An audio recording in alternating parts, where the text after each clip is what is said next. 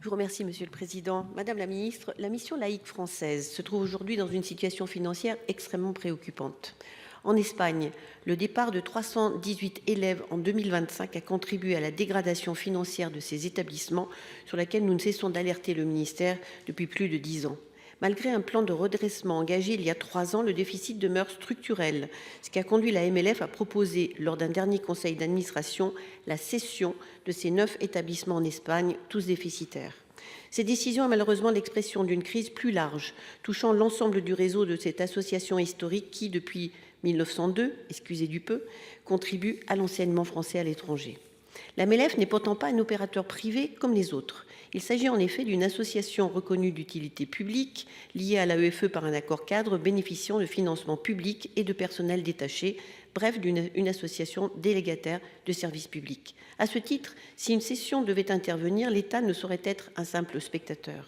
Nous sommes donc ici face à un choix éminemment politique qui engage les personnels, légitimement inquiets pour leur statut et leur carrière, ainsi que les familles préoccupées par la qualité de l'enseignement et l'évolution des frais de scolarité. Ma question fait écho aux inquiétudes des associations de parents d'élèves et des syndicats, ainsi qu'aux 2 missions d'information parlementaire qui viennent d'être lancées. Madame la Ministre, qu'entendez-vous faire face à cette situation qui affecte, au travers de la MLF, notre présence éducative à l'étranger, la crédibilité par contre-coup de l'ensemble du réseau scolaire français, sauf à considérer naturellement que la privatisation de ce réseau s'impose? Plus simplement, êtes-vous favorable à ces cessions annoncées au bénéfice du secteur privé de la part d'un opérateur, certes associatif, mais qui, encore une fois, contribue par de l'argent public au rayonnement de la France? Merci. Madame la Ministre, à vous. Merci, Monsieur le Président. Madame la sénatrice, votre question fait écho à de nombreuses questions et interpellations reçues de la part de nombreux élus des Français de l'étranger qui suivent avec beaucoup d'attention, comme nous le faisons au ministère, la situation de la MLF et en particulier de la MLF en Espagne avec ce réseau, vous l'avez rappelé, de 9 institutions qui sont aujourd'hui dans une situation financière extrêmement délicate. La MLF, vous l'avez dit, est une association de droit privé qui est reconnue d'utilité publique et à ce titre, elle agit de manière indépendante.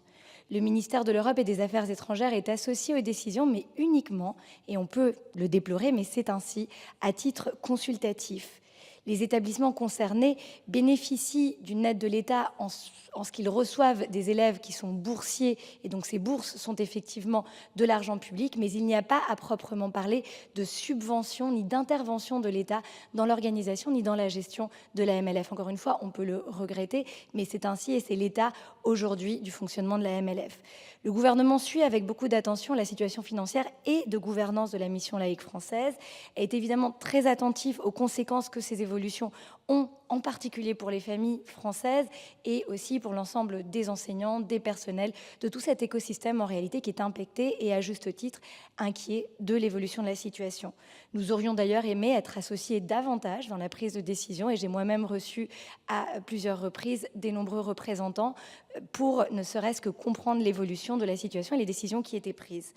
Depuis l'automne 2025, des difficultés financières constatées dans les effectifs ont entraîné les conséquences que vous avez rappelées, une perte cumulée de 18 millions d'euros en 10 ans, un déficit annuel estimé à 2,5 millions d'euros et la MLF a fait le choix, une fois de plus seule, d'un repreneur unique pour ces 9 établissements en Espagne. Elle s'est engagée à veiller à la continuité pédagogique, au maintien de l'homologation de ces établissements et à la reprise des personnels.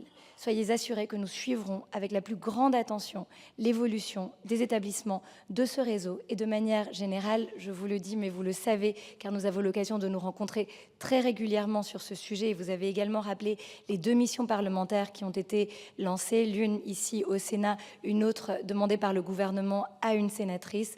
Nous sommes attelés à une réforme en profondeur du système AEFE, de l'enseignement français à l'étranger, afin de le rendre plus fort, plus pérenne, plus adapté aussi aux besoins des familles françaises sur différentes géographies. Pardon, c'est un sujet qui me passionne, donc je pourrais continuer des heures. En tout cas, vous savez quelle est ma position sur le sujet. Je compte sur vous et sur le soutien des élus pour avancer main dans la main dans cette réforme si importante. Merci. Je vous remercie. Chers collègues, vous avez quelques secondes. Je vais parler très vite. Les investisseurs privés ne sont jamais des mécènes. Et s'ils reprennent ces établissements, c'est qu'ils sont assurés de satisfaire leurs actionnaires. Donc je crains que si